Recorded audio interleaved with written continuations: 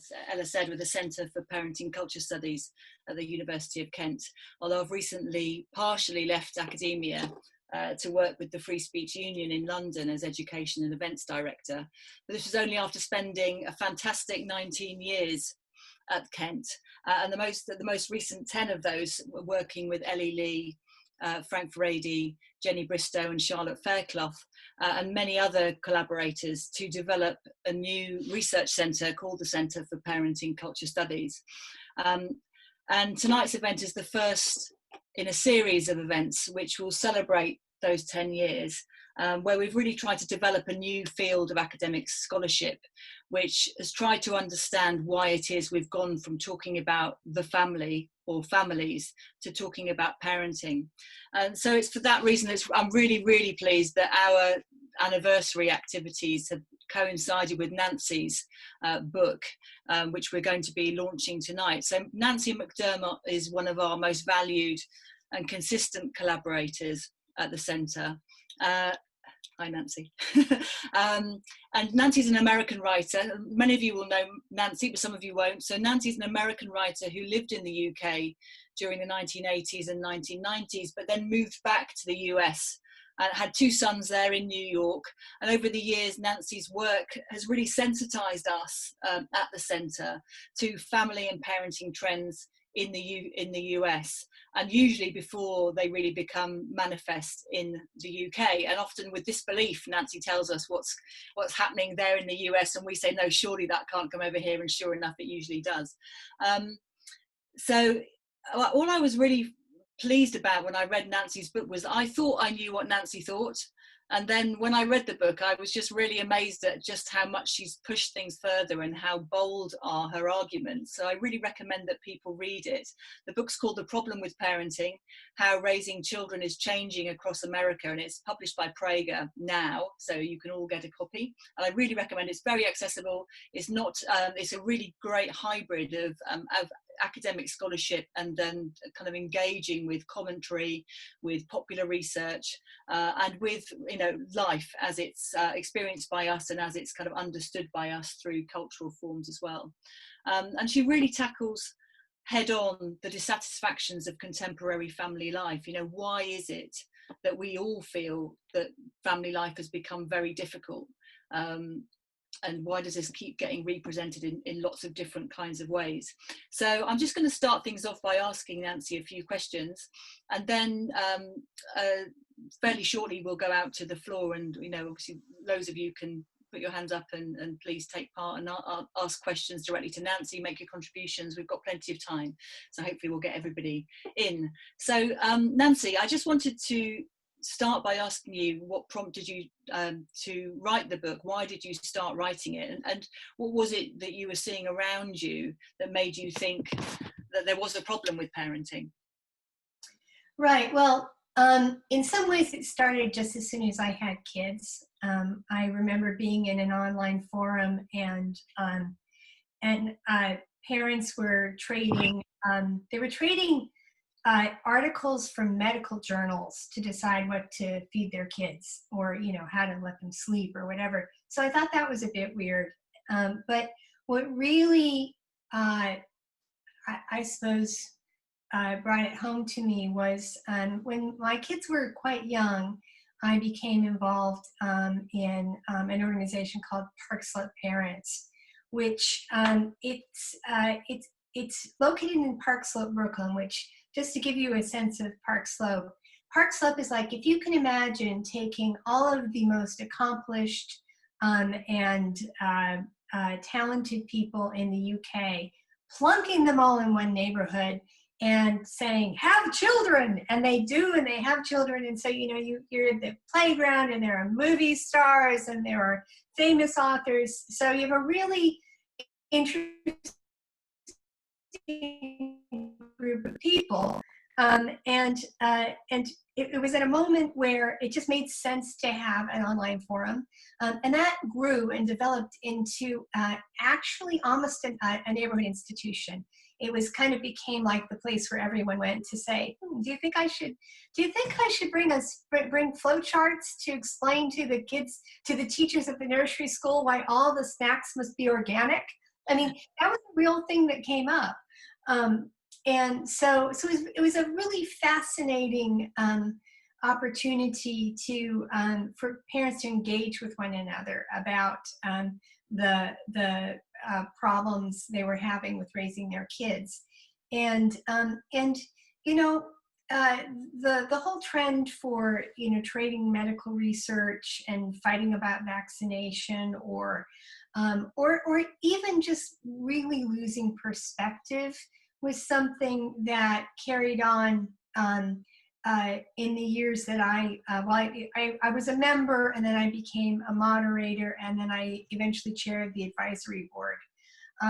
And so what struck me was just how, you know, even when, you know, your neighbor has gone off to get the Golden Globe or the Oscar, but they're still having problems raising their kids, and they're still really struggling with it. And so what I tried to do in my time there was I tried to find ways to make it better. And I was lucky because around the time that I had my kids, Frank Ferretti had written his book, Paranoid Parents. And so going into it, I had this perspective that this is not just parents behaving badly. There's some new cultural thing going on here. So I always had that kind of to help me to think differently and not just to react to things. And then I became involved with the Center for Parenting Culture Studies. And eventually they wrote this wonderful book, which is called Parenting Culture Studies, which was so good. It was like, you know, deer in the headlights good. It was really great. So I saw that, and I thought, you know, I'd love to do something like this about the United States. And so that was my idea. I was going to rip off the Center for Parenting Culture Studies and write, in fact, the structure's the same, and write a book, but based in the US. But the difference was, and the thing that I wanted to do a little bit differently, was that unlike the UK, I think it's a little bit different in the US, the family has always been a bit of an issue. Mm-hmm. And so ever since I was a little kid, I was always very sensitized to having, you know, family values kind of shoved down your throat, or this constant barrage of almost didactic television programming like the Brady Bunch. And even as a kid, you know, I'm thinking, this is propaganda. So I was very curious about that. And so at a certain point in my life, I was reading family history like other people read novels. And then when I came back here, I noticed I had set up a Google alert for the family, because I was so excited, because I thought, you know, now I can get all these books I couldn't get before. And in about, I would say maybe 2003, it was really interesting, because I had a Google alert for the family, and I had a Google alert for parenting. And the Google alert for the family just stopped. There was nothing, unless it was like referring to the family fun trap or a specific family. But parenting, I had so many things coming through that I had to switch to the digest. So anyway, so I had that in the back of my mind. So when I wanted to write this book, I thought, I want to understand. I really want to go back and understand what is the connection between the family and between parenting. Because it seemed to me that parenting was doing what the family had once done. And so that was what I went into the book with, and that is why it is the way that it is. It's so interesting, isn't it? Because what you said there about the US having a much more explicit discussion about the family than Britain does really ring true. And throughout the book, I thought that what you've done is really draw out out and developed over time. And I do think it's a bit more difficult to do that in the British context, because we often borrow ideas from America, because you seem to have a much more explicit conversation about the family, and it seems to enter into popular culture in a way that it doesn't necessarily do so in Britain. It might do more recently, but certainly earlier on it wasn't so evident. But what is it that you think, what is it that parents are struggling with now primarily? Well, I think that it's very that raising kids is very much kind of focused on the parent-child relationship, and as opposed to the family, which, well, I guess I should back up a little bit. The family was an institution, and so no matter what you thought about the people in your family, you had this obligation, and there was this expectation that the family was going to be a permanent thing. And what's happened is that since the bourgeois family went away in the 70s, we now have, the child rearing is now really focused on the parent-child relationship, but also the way that the people in the family feel. And so I think that adds a level of intensity, because it means that, you know, the sort of success or failure of your child is down to their emotional state, and, you know, do you love them enough? You know, are you bonding with them? It's a very sort of lonely and kind of intense thing to be doing, and you know, and that's just part of it. I mean, there's also, you know, you're bombarded with advice, you're blamed, you know, you're kind of thinking in terms of the next developmental stage, and what do I do, and will they be all right? And I mean, I talk about it in the book a little bit, but there's this way that that it's like you take the future and the past and you just condense it down to every damn thing you do. And so it's like, you know, if I let the baby cry it out, then, you know, then later on they will have attachment issues and they won't be able to form relationships, and it's just a mess. I don't know if that makes sense, but that's what I see. So you do go, I mean, it is a historical book in that you go back to trace the origins and the precursors of parenting and where that's come from, as you said, and you really mount a kind of defense of the bourgeois family. And I find that I can't say bourgeois family without having this kind of lefty sneer, the bourgeois family. And it's really interesting to do what you've done, which is to try to say, well, look, let's not literally throw out the baby with the bathwater. So obviously there has been a kind of radical critique of the conventional family as an institution, as being constraining, of having these obligations that were highly gendered, that were very restrictive of women, that were very restrictive of people's sexual freedom, and that wasn't necessarily great for children. But you're really trying to kind of bend the stick, I think, and sort of say, look, let's really look at it before we throw it away and accept the kind of trenchant or perpetual kind of criticism of the old ways of doing things, as if we're just released from that, and see what it is that we're kind of that's being lost here, and what's the substance of the family as it was that really made it work. So tell me a bit about what it was about the family, the bourgeois family as an institution, that you think really worked. Well, I think that well, first of all, it embodied these very sort of future-oriented values, which came from the bourgeoisie, because, you know, they're an ascendant class. They can't just, I mean, within the aristocracy, all you had to do was to be born, and that was it. And the bourgeoisie, they had to live by their wits. They wanted to rise in society. And so they were really focused on educating their kids to be able to do that. But that's because they were thinking about the future. They were kind of moving forward.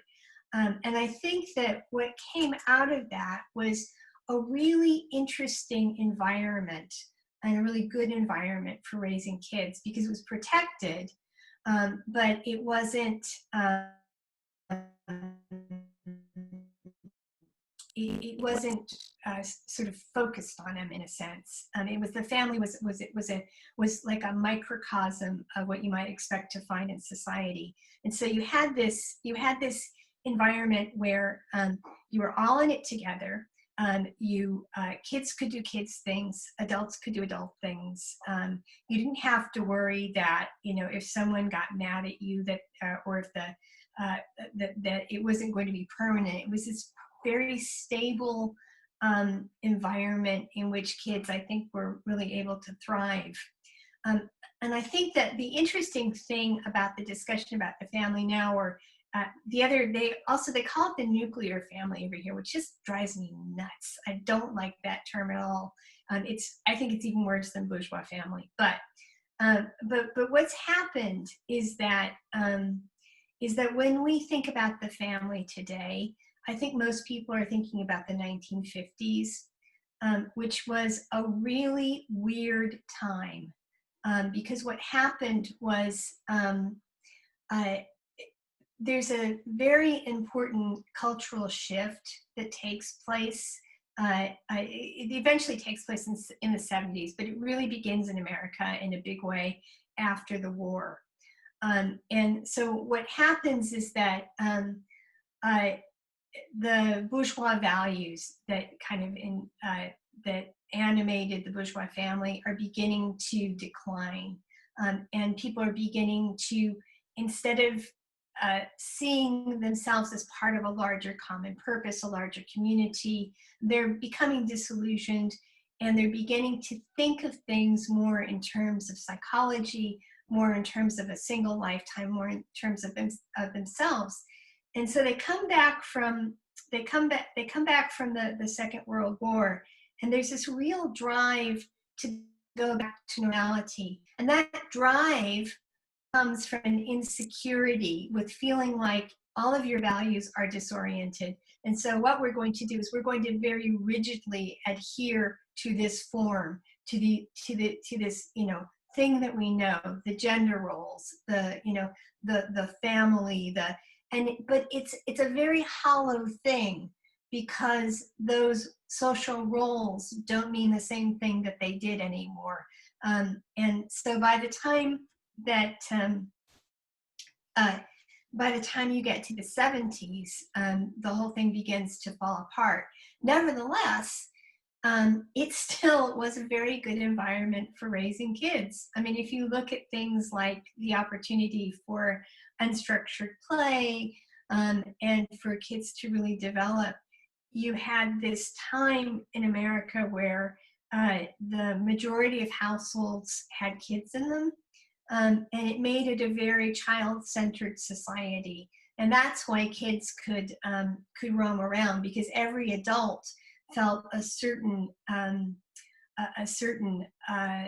obligation to look after kids. So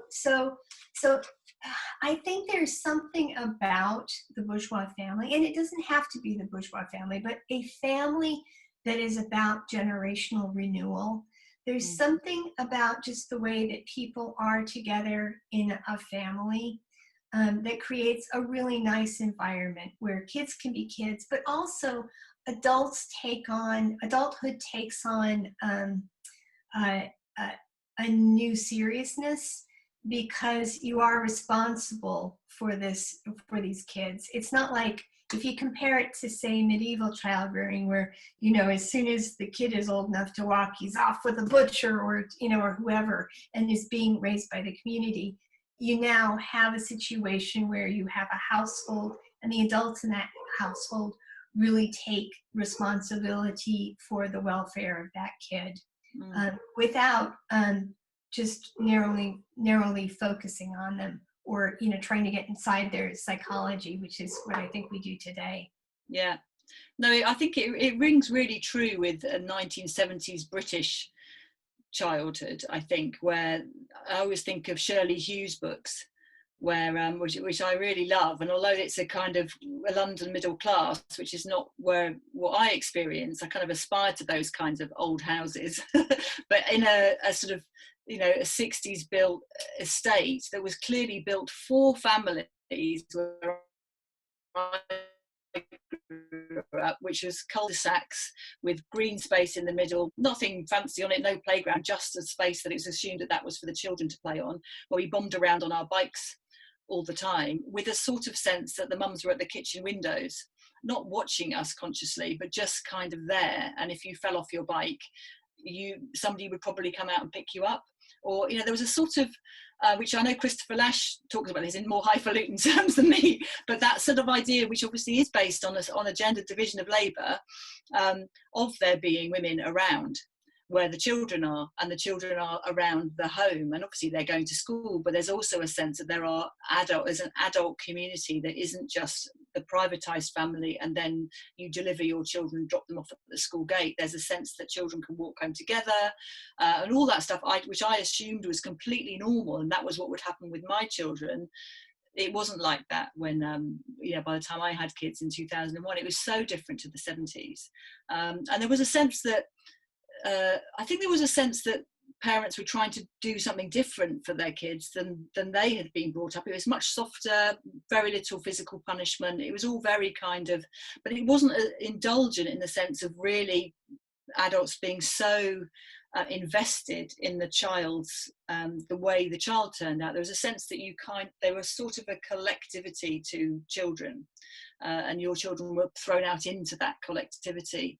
And that's I've often come back to the kind of the housing estate where I grew up, and sort of just worked my way around it with the different families that were there, and they were all two-parent families. There were no divorces, and this is why I want to throw it out, because I know that people are going to, respond to what you're saying about the bourgeois family. Does divorce matter? Do two parents matter? Does heterosexuality matter to all of this? What is it that you're really saying here that you think has been lost, and what's caused us to move away from a model that kind of made raising children something that was held in common between their parents and other parents and the wider adult community? Well, I mean, it's really interesting about divorce, because I did a lot of looking at divorce, because divorce is the thing that kind of is the catalyst for the real breaking up of the family.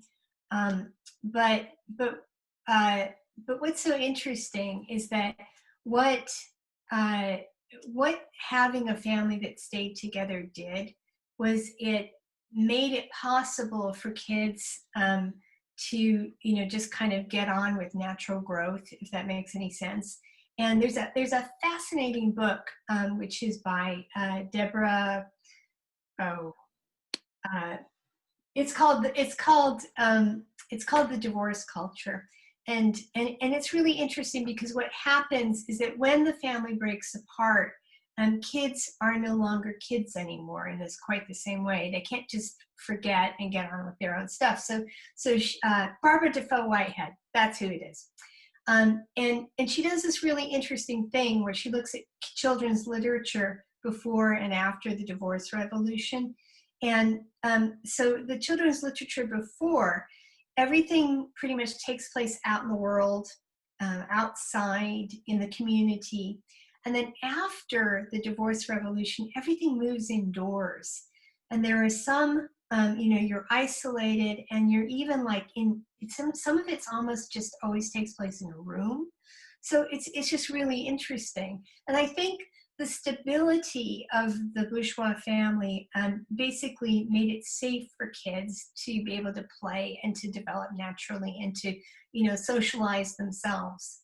And the way I see it going forward is that I don't think there's any reason why you can't have all sorts of family forms, but I do think that form follows function.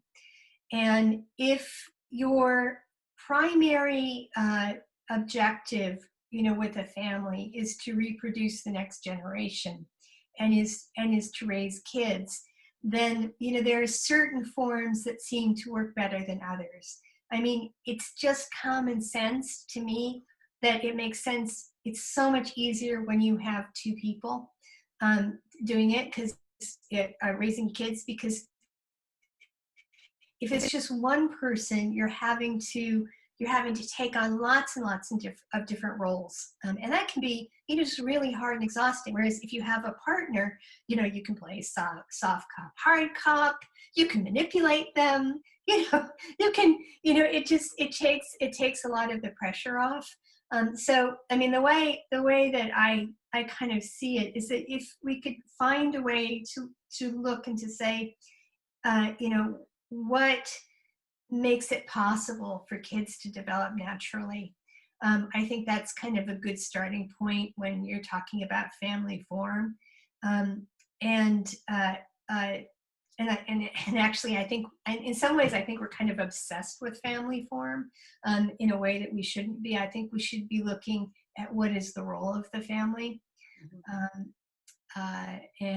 There's something else I wanted to say, but I can't remember it. So okay, I'm going to. So if people want to get ready to raise their hands, I was going to ask Nancy one more question, and then we'll come out to everybody else. And the question that which I really, I love the point in the book where it really challenged me, which was that you were arguing that although we tend to think that we're living in a very child-centered world, and I just think I go to my local pub on a Sunday for lunch, and it's like children hell, because there's kids toddling around everywhere, there's screeching, there's crap all over the floor and over the tables, and serviettes and wipes everywhere. It's quite hard to go somewhere where children are not nowadays. And it feels like everybody's so anxious about children that our anxieties about children kind of leach into all kinds of areas of our freedom. So you can't smoke near a children's playground. You can't smoke, well, the proposal was you couldn't smoke, in a car, or things that are kind of adult freedoms were a sort of feel like they're invaded sometimes by the claims that are made on behalf of children.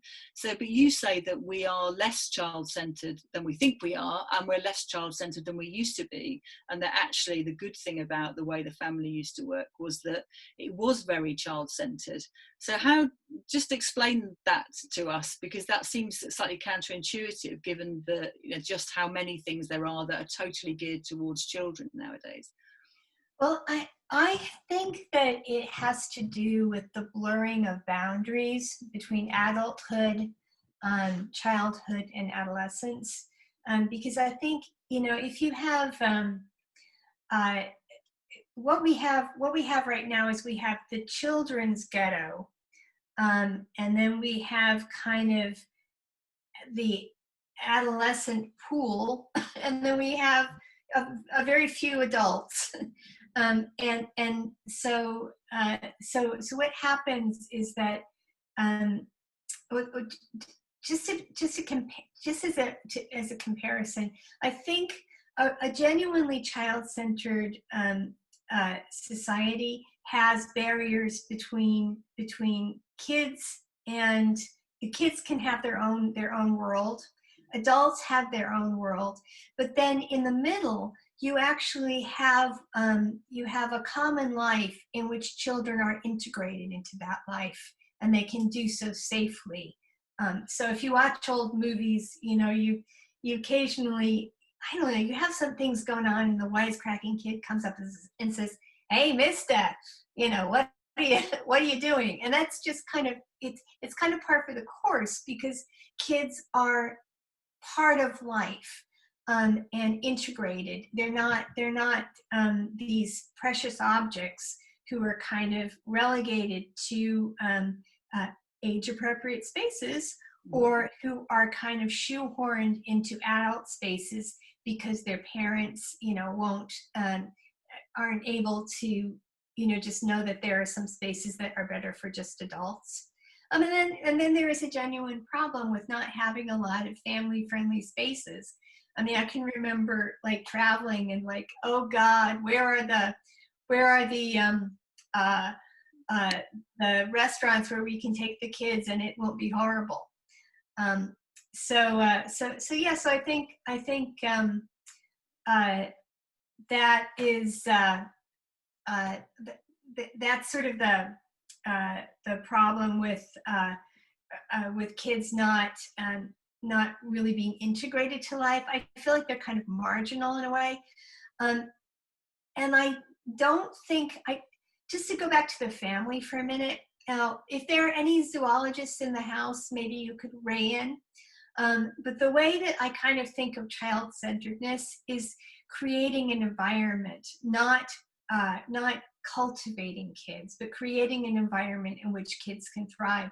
So I've been thinking about this in terms of killer whales, because what killer whales do, which I probably got wrong, marine biologist, but what killer whales do, or what I think they do, or read that they do, is they have all the calves in the middle of the pod, and then the whales take turns so that the mothers can go down and feed, and then they come back up. But you've got these adults who are kind of surrounding the baby whales, and so it's just like a kind of they're in the center, but it's not like the whales are saying, it's not like the whales are saying, now this is how you swim. And does that make any sense? Child-centered is, so. I make Not this, David Attenborough, but that's well, I tried to make a distinction in the book on which I don't know if it makes sense, but I think there's a difference between focusedness and child-centeredness, because when you're focused on kids all the time, then it becomes about you and it's not about them. Does that make sense? Yeah, because I think you make the point in the book that there's the point where there is a presumption that people will have children, that there's a sense that everybody's heading along the same path. And so even if you're not actually a parent at that moment in time, at some point you will be. And so there's a kind of a sense of almost like a lateral continuity between people, as well as a sort of chronological one, where people are sort of heading along the same path. Now, obviously, that's really challenged by people having individual choices that have been really good for people. So the one other thing I remember what I was going to say, which is the fact that people don't, that having kids is no longer seen as this incontrovertible social good, is really interesting, because one of the great things that Christopher Lasch said, which I stuck at the head of a chapter heading, is he said that socialization makes us want to do what we have to do. And I think it tells us something about our society, that we don't seem to universally want to reproduce society. Because I think if we did, I actually don't think that there necessarily has to be a huge contradiction between, all the wonderful things that came out of the 70s, particularly for women. I don't necessarily think that those things are mutually exclusive, if that makes any sense. Okay, brilliant. Let's go out to the discussion. Shall we start with the top of the list then? Jenny? Hi. So Jenny Bristow, hi. Yes, I'm not looking anywhere like as glamorous as Jan and Nancy. I'm in the dark, in fact. Work, Jenny. God, that's a bit spooky. I'm in the garden, escaping from my family. Nancy, I love the book. I thought it was really great, and I've got three things I wanted to kind of throw at you. One is that one thing that I really loved about the book was the way that it was like properly interdisciplinary.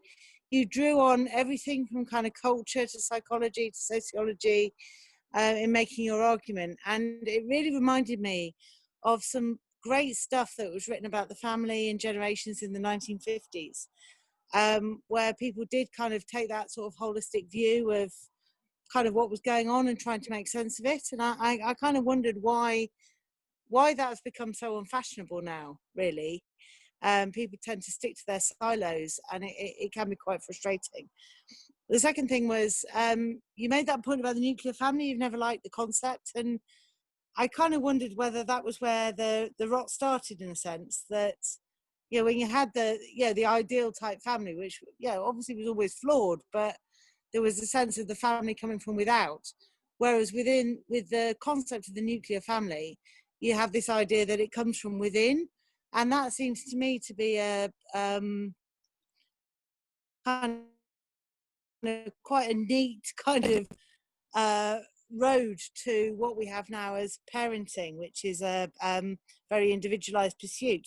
And I thought that was a really interesting insight, given how, you know, unpopular Talcott Parsons and the idea of the nuclear family is now, but maybe it's all a continuum. And my third question, sorry, because I really, really like the book, was you talk a lot about the generational effect of parenting culture and millennial parenting and all of that. But I wondered how much you link that to age, or whether you see it as a kind of time thing, in the sense that is it about people of a particular age who've been socialized into a particular way of thinking about things, then going on and raising their children in a particular way? Or is it about, I suppose you could call it epochs of parenting, where, you know, at particular points there are ideas about how you should raise your children. So it doesn't matter what age you are, then you take on that manner of going about it. And thank you, and well done. Thanks, Jenny. Let's take a few more people, and then Nancy, then you can just pick your way through the things you want to respond to. Maren? Yeah, hi. Oh, thank you, Nancy. Excellent book. I really loved it. Some great ideas and stuff, because I've not got any children, but it makes me think about how this fits into arguments I'm confronted with all the time, especially about contemporary feminism. And there's always the talk about the idea of women having all the kind of what they call emotional labor. You know, women carry all the burdens of doing the, you know, the parenting, as you would call it, the Erziehung, the bringing up of the children, the brood. So it's always women who have to think about the birthdays and doctor's appointments and making them eat food and all this kind of thing. And that this kind of burden is the fault of, I don't know, a sexist society. But I think your argument seems to be, and that's just my question, if you could just put it in the context of feminism and how contemporary feminism does not basically take into account that the labor burden is not to be divided between men and women, but it is a social and a societal labor that we're missing. And well, my ambitious question to you is, of course, how can we get back to this? Great, thank you, Maren. Who's next? Joanna. Yeah, good to follow on from Maren then. Also, Nancy, really enjoyed the book. Thank you. I have a similar question to Maren, which is about the tensions between feminism and women's liberation, and wanting to defend the best of the bourgeois family, if you like, the ideals of the bourgeois family. Do we recognize that there are tensions there? Do you think there are tensions between doing those two things? I mean, I guess in concrete terms, I'm thinking particularly about there being far more women in the workforce nowadays. We know statistically in the UK, at least, that you've got the same proportion of women as men working, with more women working part-time, but still more women are working than ever before, and more women certainly are working full-time as well. I mean, how do we defend the bourgeois family and at the same time defend those gains for women? And to what extent does that, having those two things, kind of throw up problems that we might not have thought about in the past? So one thing I think about a lot, I'll be quick, but one thing I think about a lot is childcare, and what childcare means today, if you like. So if you go back to the kind of women's liberation movement of the 1960s, the demand for free childcare and 24-hour day childcare was seen as being something quite radical, because it would enable women to leave the domestic sphere and go out and enter the world of work. But then I guess you had the demand for childcare running alongside at that point what would have been a very strong family unit. But I wonder whether that same demand made now, 50, 60 years on, when the family unit is much weaker, actually becomes a very different kind of demand.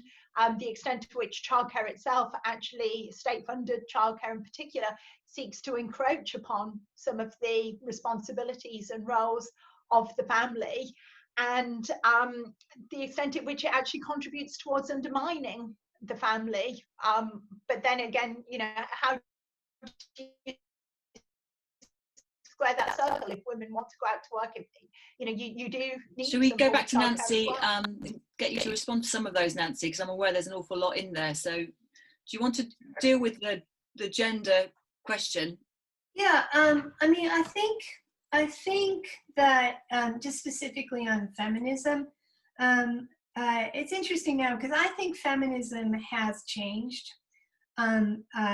I mean, it's so interesting to go back and to, read kind of what feminists were saying about the family, because they were not they became hostile to the family, but a lot of individual feminists were not, and they loved their kids and they loved being mothers. They just wanted to do other things as well.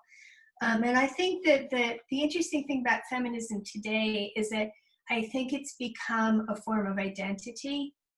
So you get this awful situation where it's like women versus the kids, or women versus the family.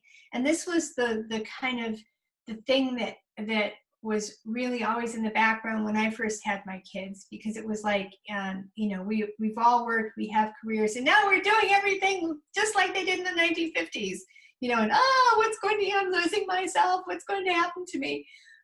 So that was kind of a tension, and I think it's only intensified, and I think though that there is a way around it, which really touches on I think more on what Joanna was talking about, because I don't think there's any reason why there can't be a more equal division of labor in the family, although maybe not at the same time. I mean, what tends to happen is that women tend to spend more time with kids when they're little, and then men spend a little more time with them when they're older. But it's really striking, because I think most couples today want an equal division of labor, and they find it really, really frustrating that they can't have that. I mean, particularly with things like breastfeeding, how do you divide that up? It's a conundrum. And so I think there are kind of two things that could help us to move on from that. I mean, one is I really think there's a desperate need to talk about fathers, and to really give some social validation to fathers, and to the role that they can play with their kids. I mean, it's almost like, there's this kind of, if you are with parents sometimes and you're just with women, it's like, well, and I told him to feed them this and he fed them curly fries, and there's this like kind of disdain for men's role in child rearing. And so you need to have sort of a happy medium between like a robotic gender division of labor in your home, where you're everything must be balanced, but you need a happy medium between that and between just women grabbing all the emotional work for themselves. And I think that's the irony, is that I do think that as much as women complain, and maybe feminists complain, often it's mothers who are like, they can't do it properly. I'm the only one who can do this. And so there's a kind of almost like pressure to push men away, which is interesting when you think about, just to go back to the question of family formation and divorce, because the thing that I've been thinking recently is that divorce can be hard on kids, but I think what is worse is that people don't get married in the first place. There's a real cynicism about the role that men can play in the family, and so you occasionally hear women talking about how they wouldn't get married even if they could, and and they'd rather just have their kids and and not have to deal with men. And I think that there needs to be a discussion of men. And then just to go back to Jenny's really interesting points about the difference between a generational effect and just time and maturity. And I at first, when I started doing this, I kind of thought that the thing about just time served and having more experience was the thing that was making people have one view or another. I mean, the way that child rearing has worked out is that you had a kind of mini baby boom at the turn of the century, and so you had all these people doing this stuff en masse, and most of the people I know have relaxed a little bit, so there's that going on. But then on Park Slope Parents, we definitely have generations, different cohorts of generations, and so you have people who are younger and have a completely different outlook on raising kids. I mean, particularly around things like gender.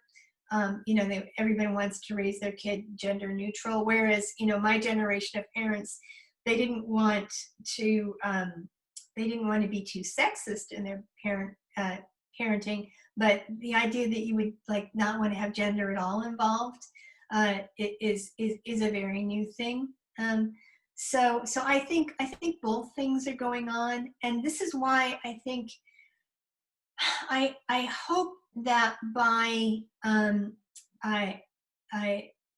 minimizing the interference in the family, that I think when you do that, it gives a chance for people to just develop their instincts, learn to trust themselves, and I think that can do quite a lot to kind of mediate the generational effects, if that makes any sense. Thanks, Nancy. One of the really interesting, particularly interesting chapters in the second half of Nancy's book is on gender and this kind of phenomenon of gender neutral parenting, and it's really worth recommending to people as well. It helps us find our way through this, I think, the current kind of debates about trans, etc. Alka? Thank you, Nancy. Nancy, can I put my hands up and say I haven't read your book yet? I'm waiting for it to arrive. So please tell me off if I'm saying something that you cover. It just seems it's interesting listening to you in your introduction when you mentioned, at one point you said it depends how you see having children. And I must admit, when I decided to have kids, I didn't think I want to socialize the next generation, or I'm having kids, and how am I, for the next generation. I didn't think in that kind of broader sociological way. It felt, from an individual subjective viewpoint, it felt that the time was right. And I've been thinking about what's behind that time is right moment. And for me, and it sort of brings me to perhaps a question of how you feel as an adult in relation to the people around you, in relation to society. So I wonder how far you can talk about children and childhood and the family without also talking about adults and society, because it seems to me that it's sort of, when you decide my generation, I'm generalizing, but broadly just go with it for a minute. I think it's sort of when you reach a point where you feel that you're ready, you kind of fit in psychologically, you're ready economically and psychologically to sort of take your place in society, in a bigger role than just you as an individual when you're younger and you're trying to strike out and find your own individuality.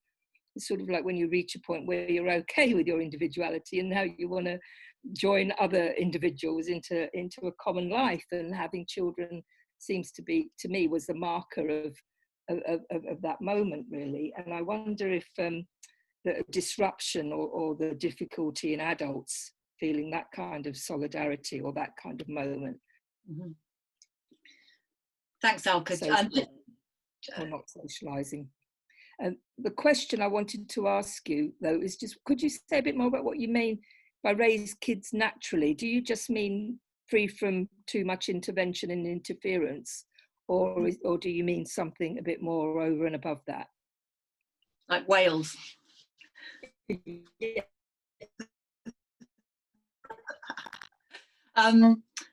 So I'll bring you back in a little while, Nancy, just so we can get through some people. So maybe I don't want to just suddenly rush the people that speak in the last 10 minutes and say you've really got to be really quick, but maybe if people can just start to bear in mind that we've got 40 minutes.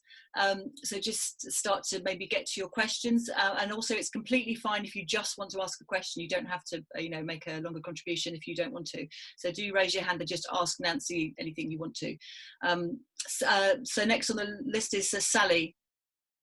Okay, I just wanted to go back a little bit to the point about socialisation, and I think the point you were making, Jan, as well about neighbours and neighbourliness, because I just wonder, today everything does seem to fall back on the parents, whether they're two parents or single parents or any variety of parents. Whereas I think in the past, as you described, and that's my experience also, that there was a whole neighbourhood there to help you raise your children. And I'm just, that the trust, there's two things that seems to have happened. One is that the women are no longer standing there at the kitchen sink. But the other thing is that the trust between the neighbours and between other adults, I suppose, between adults themselves, to bring up other people's children and to look after and look out for other people's children in a positive way, also seems to have broken down. And I just wonder how that fits into your narrative, Nancy. Okay, Ella Whelan. Thanks. Thanks, Nancy. It's really fascinating discussion so far, and Jan.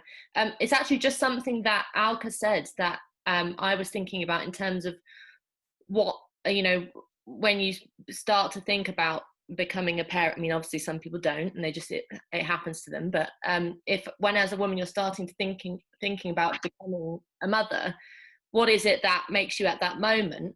And I think that part of it, at least in the past, and maybe this is where it's changed, is that it would be a kind of a status, it would be part of a status thing in a positive way, that you would gain a certain amount of a new kind of status and role, like you were talking about, Alka, becoming a parent, becoming a mother, you become part of a club.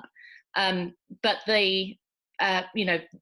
one of the main ways in which that's changed today, which is something that Nancy talks about, and also the Parenting Culture Studies has touched upon in their work, is that the authority status of parent, at the same time that it's become this massively over fetishized thing, has also been completely diminished. So it's undermined in a million ways. And one of the things that Nancy points in a chapter in her book directly to is the obsession with women drinking in pregnancy, or how long they breastfeed for, and it's completely diminishing the status that you get of the kind of social capital you get as becoming a mother, stepping up into the world. And so it's just that, how do you combat that? Because it's about empower. You don't want to say that you kind of then want to look back and hark back to some kind of golden age, but that does strike me as something that's really been lost, in terms of that it's not like you want a round of applause when you get pregnant, but you've lost that kind of that importance, into that the idea that you're playing an important role and should be trusted and should be celebrated as someone who's joined the club, at least, if that makes sense. Thanks, Ella.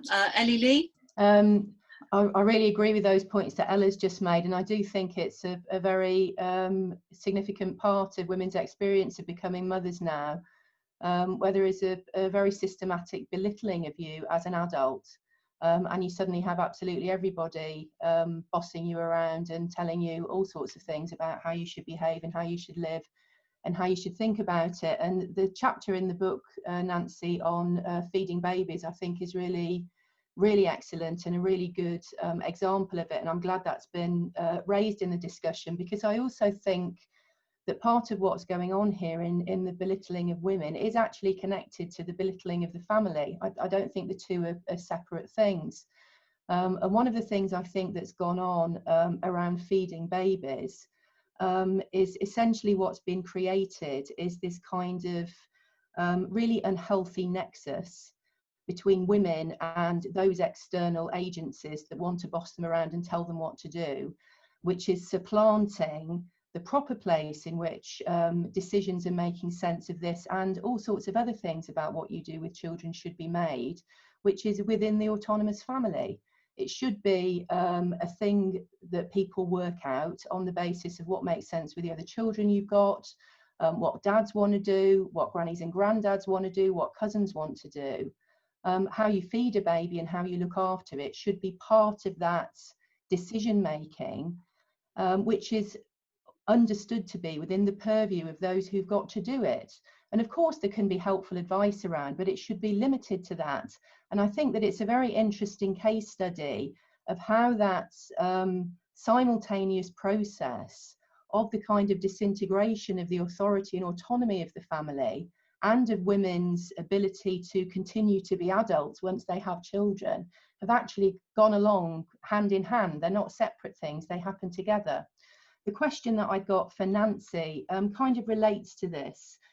In chapter 4 of your book, where you go into how you would characterize parenting culture as a form of child rearing, you describe it substantively as a therapeutic approach or a therapeutic culture. And you characterize that as a culture which is anti-norm. So that's the way you describe it. But you also then discuss how this culture of the anti-norm, which is therapeutic, is also characterized by experts increasingly influencing what we do. So a therapeutic culture is at the same time an expert culture. And I wondered if you could talk about that, because there does seem to be, at first sight, something a bit contradictory about the proposition that we have a culture which is eschewing norms and saying that we don't know what they are anymore, but then has experts coming in, of course, who want to create norms and want to tell us what to do and how we should do it.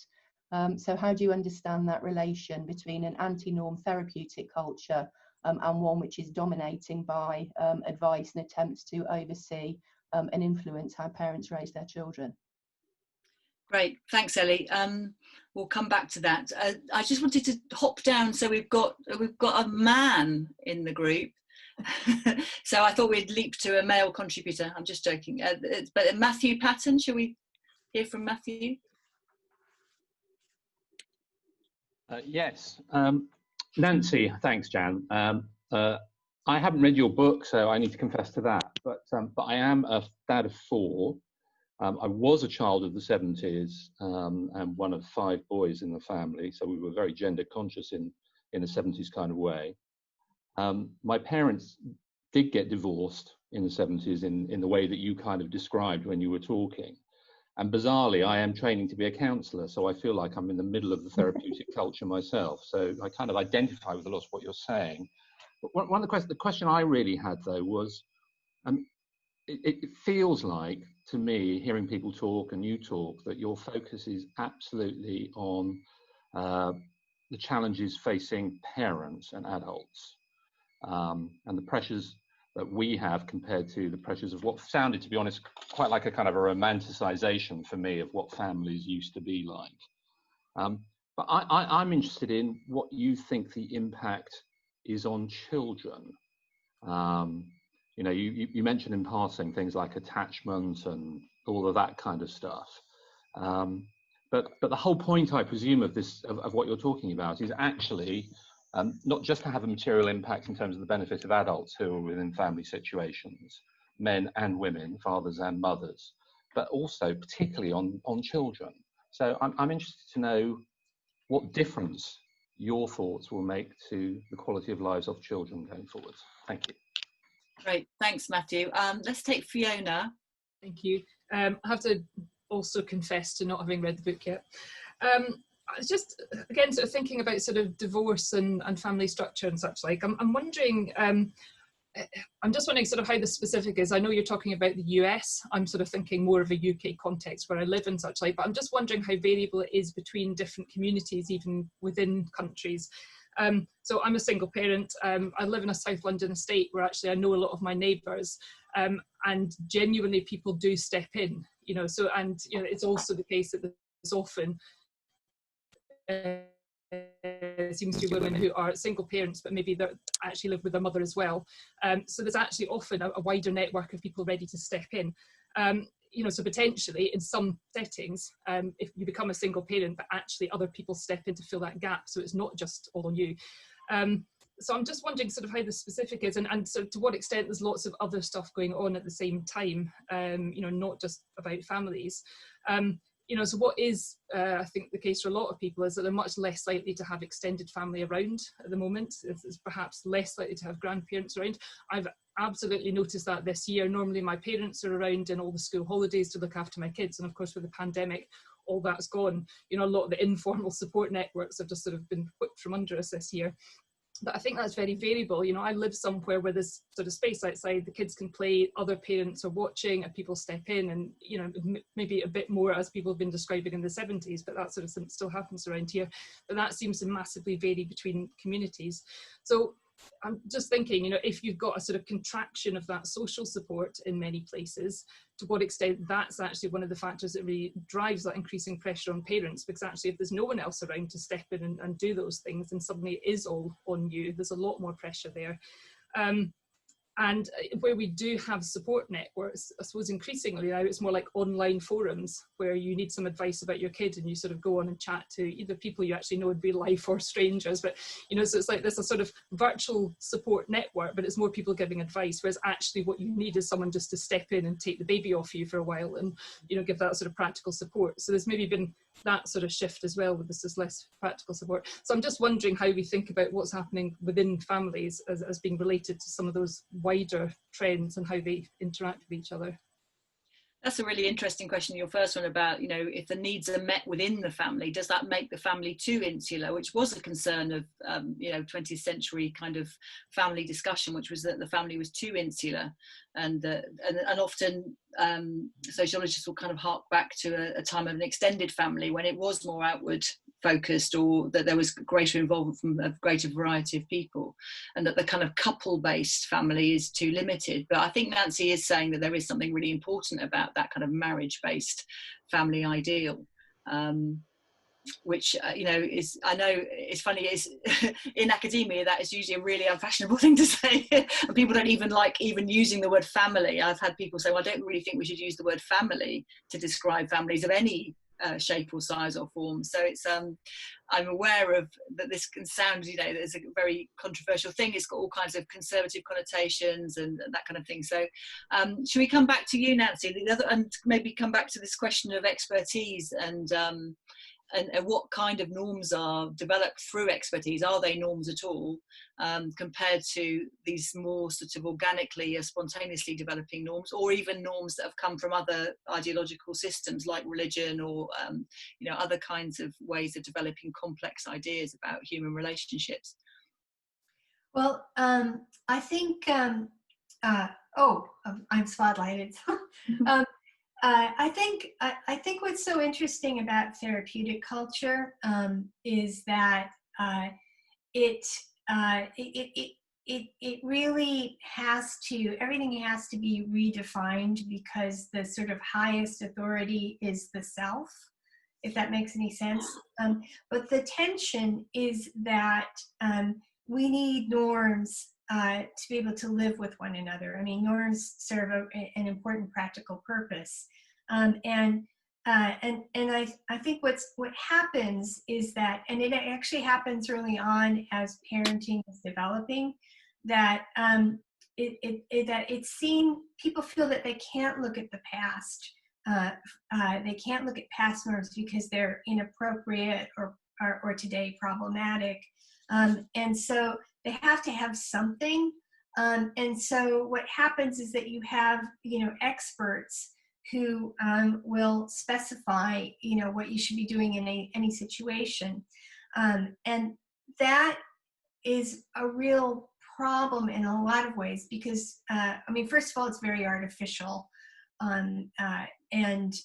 You know, there's a lot to be said for norms that develop over time and relate to people's real lives, as opposed to, you know, the person who has gone off in a room and come up with what they think should be a best practice. But but they're also very unstable because, you know, they're often couched in terms of science, and then science changes, so then the norm has to change. And then they're also kind of authoritarian because there's this tension between things that you kind of figure out for yourself and with your community. You know, say in the pandemic, you have your group of friends, and you're all going to go to the playground together and ignore the, and kids can not have masks and stuff. And then you have this. Maybe that's not the best example, but then you have like the authorities come and say, no, this isn't appropriate. And so you have this bureaucratic position of social norms around child rearing.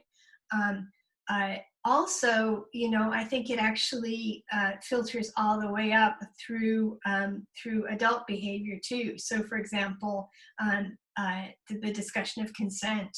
And so instead of, you know, trusting people to work out to know, you know, whether they want to have sex together or not, you have to have this bureaucratically imposed, formalized procedure that you go to in order to establish, you know, that this is an okay thing to do.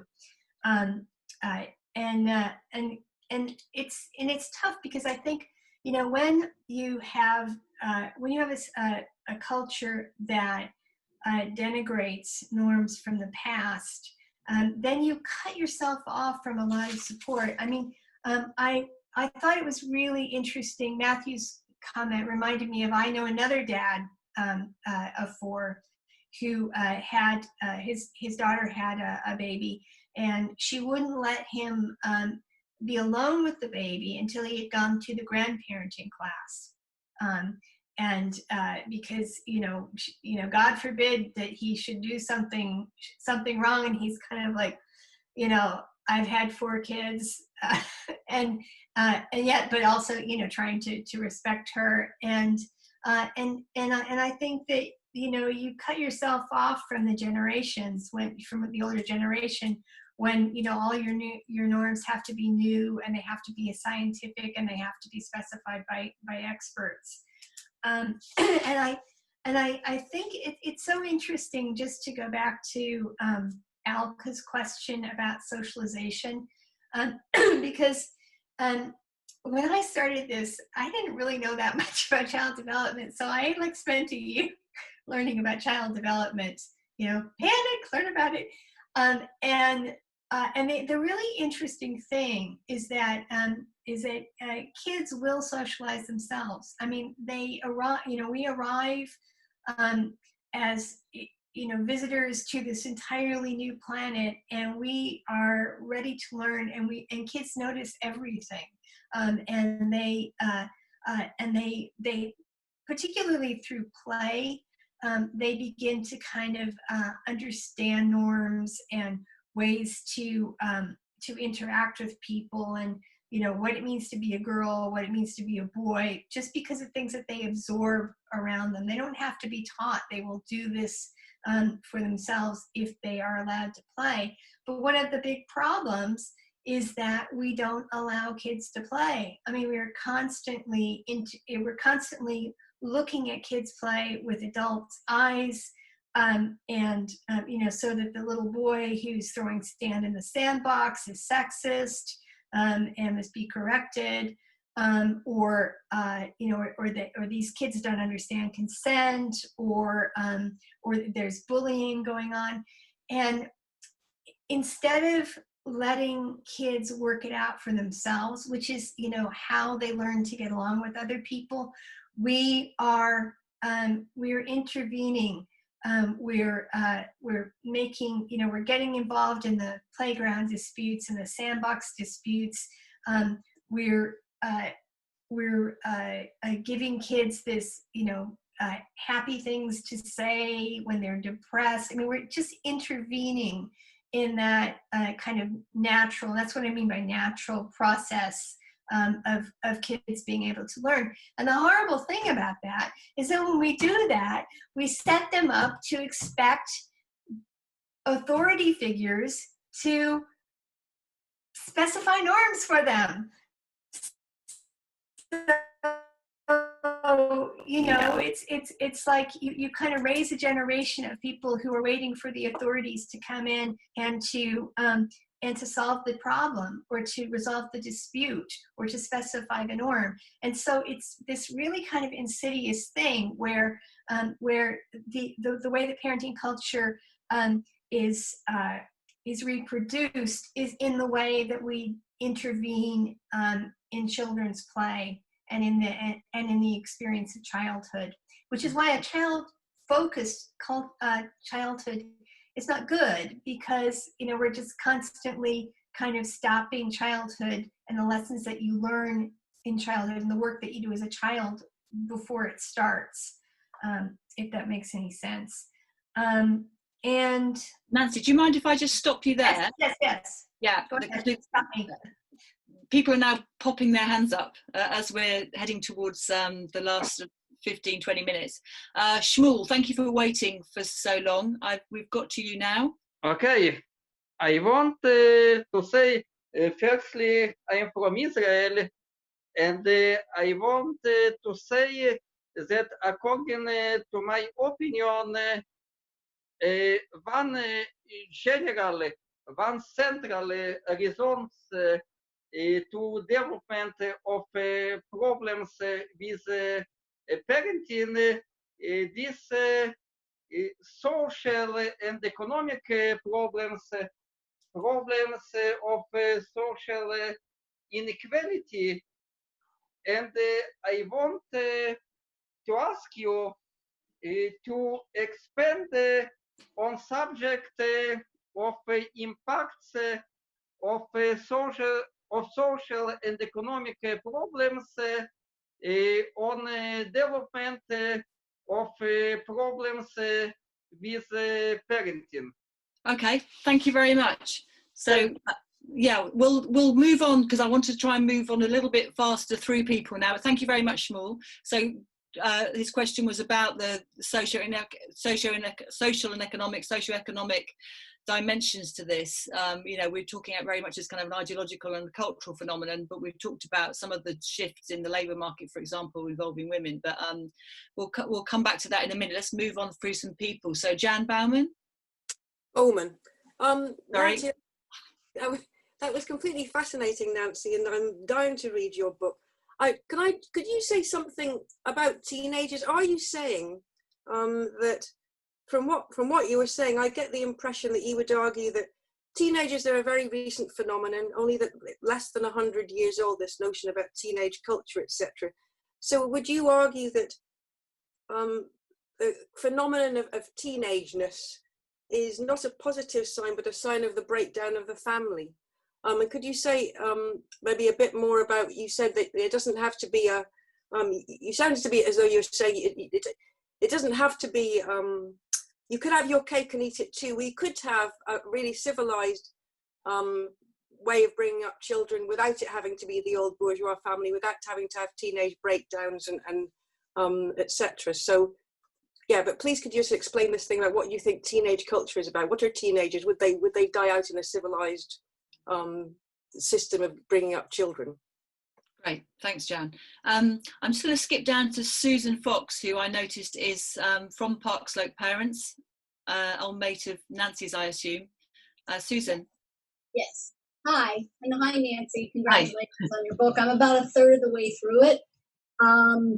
You know, you and I have run this amazing online parenting group that has over 6,000 members.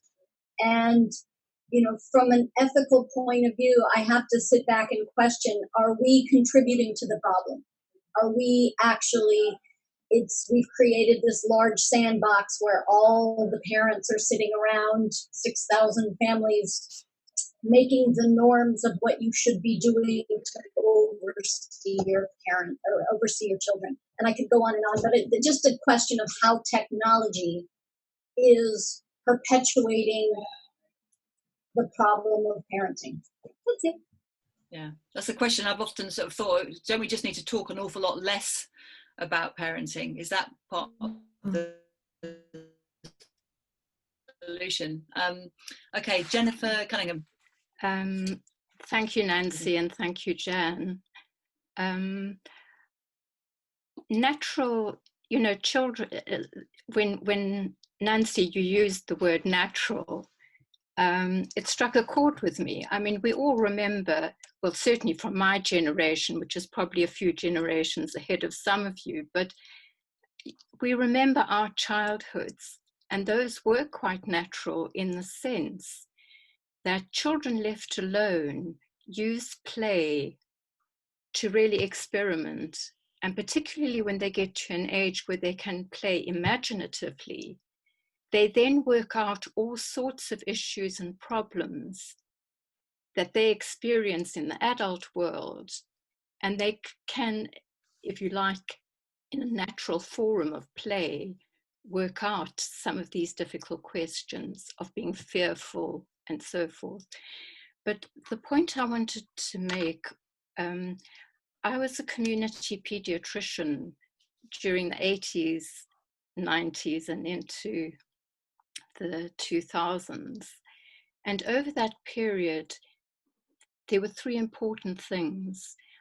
I work in a child development center, and I experienced throughout those decades an increase in paranoid parenting. Increasingly, parents became fearful of their ability to raise children and almost sort of paralyzed in the sense that they needed expert help. They needed advice about how to raise children properly. That was the one thing. The second thing, of course, and is something that hasn't been mentioned to date, is that during that time, particularly in the medical profession, the focus shifted from looking at social problems to the problems of the early years. And increasingly, as society started shifting the blame for social problems, increasingly into the family and parenting, so increasingly you got that paranoia reinforced, but also you got the stimulus to state intervention, because all of those theories of early intervention laid the ground, if you like, for seeing social problems emerging in how people were being parented. And that was the other aspect of being a community pediatrician, that green light through those early years theories, that everything you did as a parent would have a very fundamental effect on your child in the future, that really fueled that state intervention. And increasingly it became accepted in medicine, as in the rest of society, that social work would have an increasing role in policing families. And in addition to that, education would take an increasing role in socializing children. And so I think that early years theory really made a very, very fundamental contribution to both the loss of confidence in parents, but also to that state intervention. I'd be very interested. I assume a lot of these things happened in America to the same extent as in Britain. Thanks, Jenny. You raise a really interesting question in my mind there, that no sooner have we sort of got some of the intellectual tools to understand childhood better and children better in the early 20th century, then we move away from that very quickly to actually being further away from understanding what children actually are and what their needs might be by the time we're in the period of the period we're in now. Chrissy. Hi, I'd like to dig into a little bit the question of what norms, what you mean by norms. I was struck by some of the things you said about the 1950s and the existence of norms having a historical content to them. So really the question is, do norms need to exist across time? And if that's the case, then we're talking about something which is open to change, and therefore norms perhaps need to be contestable But when you contest norms, that seems to be, from what I'm understanding from what you're saying, something very different from what you mean by anti-norm. So I'd like you to, if possible, to try and dig into that a little bit. Okay. Do you mind if I stop you there, Chrissy? Yes, that's fine. Yeah. Sorry about that. I'm just really aware of some more hands. That's great. We'll make sure we come back to that one. Anne and Harley. It's Harley. Harley. Jan, you mentioned sociologists and their view of the family. I've just been reading a book by Emil Durkheim, the father of sociology. He thought families were great because they love you, they feed you, they nurture you, but also that they only go so far. It's not enough. And, you know, to really grow as individuals, you need to get out there in society. That's where you learn to be social, to considerate, moral, by dealing with others who don't have that same sort of intimate, interest in your well-being. Fast forward 100 years to now, and loads of people I know think that, will say that family is everything. Work's rubbish, politics has gone to pot, society is horrible, they might say, but at least they can retreat to their own families at the weekends and the evenings and sort of, recover. So is that healthy? Maybe this is just what Nancy's saying, really, but it seems to me that the family has to, to defend it, you have to defend society as well. The point of, families only can work if they're part of society rather than apart from it. Great, thanks, Harley. And then finally, Shamini, and then I'll bring Nancy back in to conclude. Hi, Nancy. It's on this point about socialization. It's really sort of fashionable in our part of the world to talk about we need a village to raise a child. And it always comes, well, especially amongst the NGO kind of world, but it always sounds a bit hollow to me at the moment because there doesn't appear to be anything positive around which society seems to want to cohere. And most of the social movements we see around, if you think about Extinction Revolution and all these big groups, seem to be rather fearful of the future. And so the organization tends to be around, diminishing towards more isolated units rather than bringing people together. So it's just this thing about we want the family to be more social, but if society, it's part of society that doesn't see itself in a very social way at the moment. So that's a huge problem. Great, thanks very much, Shamini. So I'm going to come back to Nancy. I just wanted to say before I bring Nancy back in I really, really recommend that you buy the book. Mine's scribbled all over, and that's a very good sign of a good book. It does mean that I can't sell it on, I'll keep it forever. But I really recommend that you read it. It's really excellent. And we haven't really delved in at all into the second part of the book, which is very specific chapters tracing particular turns in the development of parenting culture, which is just fantastic. I'd also suggest that people, very strongly recommend that people donate to the Academy of Ideas, which has been putting on events all the way through lockdown, which have been a real lifesaver for a lot of us, mental health saver, whatever you want to call it. It's really helped us to keep thinking and stay connected.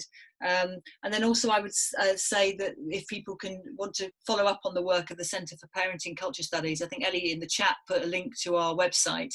There's loads and loads of resources and material on there, including some special new material that we've commissioned to celebrate our 10-year anniversary. And there's some testimonial videos and just some really nice items on there, including something that Nancy's written for us. And then one of our next events is going to be Charlotte Faircloth, one of our fellows who is currently doing some brand new research, which started at the beginning of lockdown, which is on the effect of COVID on the family. So that will be fantastic. It's the first time she's going to be talking about that research.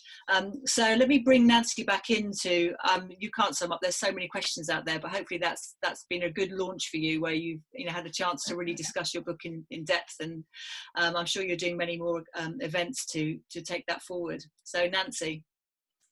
Right. Well, it's true. There are so many things, but just to kind of go through as many as I can. Just to go back to what Fiona was saying.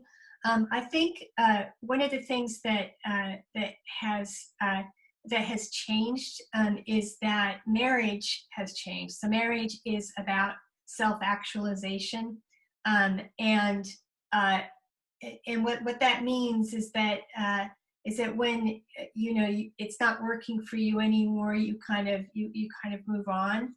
And I think that if you contrast that to the way that marriage used to be posed, which was like, we don't know if this is necessarily going to work out, but we're going to work together to build a life. And I think that the loss of that has made the family more unstable. And then, I think it's great if there are people around who can raise kids. I think that's ideal. But it's like, if you don't have that basic determination and future orientation in the family, then I think it can be very hard. On the point that Shmuel made about social inequality, I just think social inequality just makes things a lot worse. And in some ways, I feel like the worst thing that it does is it really just undermines parents' ability to raise their kids. So, one of the things I would like to do, after this is I really want to spend some time looking specifically at the development of the Black family in America, because I think the problems are the same on some level, but they're just intensified because it's very hard to raise kids when you are just marginalized. You are at the kind of bottom of society and there's no way for you to move up. But I also think that stronger families could make things a lot better by helping parents to provide for their kids a bit better. On Jan's question about teenagers, that is a really interesting question, and I don't actually have a problem with teenagers. I think I have some.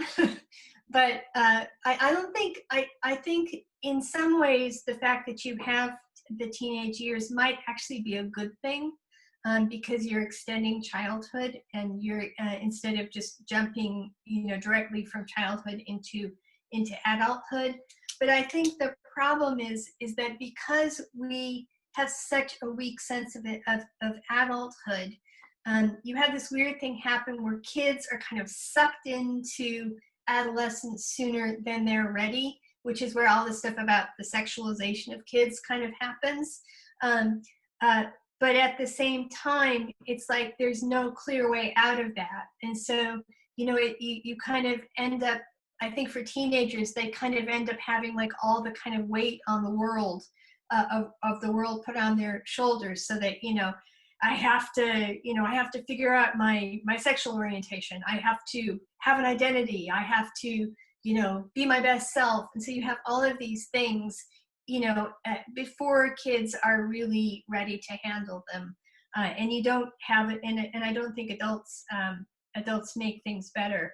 On Susan's question of technology, I think it can definitely can make things worse, but I think it makes things worse in the sense of social media as creating this window onto the family where you can't walk around in your underwear and you're worried about what people think, and or you're kind of curating your life to please other people, which I think is, teenagers are particularly prey to that. And one of the things I say at the end of the book, well, I say two things. The first thing is I don't know the order I say them in, but one of the main things I say is you really need to protect family intimacy and to just, allow your family culture to be free from outside influences. Don't share everything, because I think that kind of can be a corrosive thing. But the other thing that I say is you need to go out and find an equivalent of Parks Slope Parents, because if it's done properly, and I think we did a damn fine job at Parks Slope Parents, where you assumed you assume that parents are acting in good faith. You assume the best about them, and you try and help one another, to regain perspective, and to give ideas and stuff. That's very different than expert advice. That's something coming from your peers. That's coming from more experienced parents, and people like to do it. So I think every parent needs a friendly group of parents to relate to. Let's see. I really agreed with the points that Jenny was making. And I think it is really fascinating about the early years. And I have a lot on this in the book, but I think that the way that it's been posed is it's almost like just it's a way of undermining parents from the beginning, not intentionally, but through trying to help. And it's also given us this weird opportunity to read everything backwards and bring it all back to the individual things that parents do, which cannot possibly be true. Chrissy, I think the whole question of norms are really interesting. And in fact, in the chapter on gender, I make a distinction between stereotypes and norms, because the way that I think of it is that often with kids, they stereotype things and parents get really, really upset with that. So the girls go around the princess costumes or whatever, because they're just learning about the world. But norms develop through repeated social experience, and I think that ideally norms develop organically over time, so they can change. They absolutely can change, but I think they need to do it organically. I think that when you specify it, I think it just takes it away. It's very artificial. It doesn't really function in the same way. On Charmy's point, I just hate that expression. It takes a village to raise a child, because in one sense, it's true. We do need to take collective responsibility for raising the next generation. But the village has become like a village in East Germany, where everybody's kind of, looking and reporting because, the kids are outside with anyone. And this is a really unhealthy thing.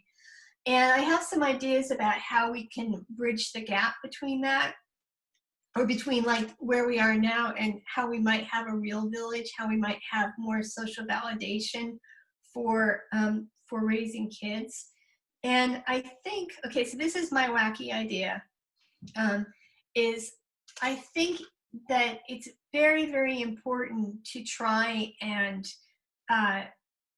popularize the idea of old wives and old dudes, because I think that there's so much that experienced parents and grandparents can be helpful with, and you don't need to have to listen. Sometimes they say bad things, but I think that we can create new norms from drawing on the experience of more experienced parents, and that there's kind of a chain back to norms that are more sort of, I don't know, communally based through that.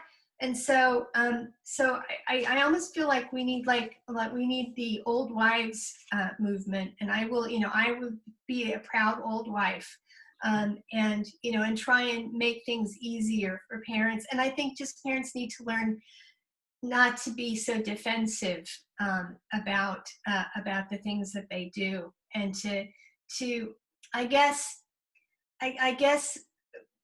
part of this is just about on a more fundamental level, is about learning to trust in kids. And this goes back to the point that Matthew made earlier on.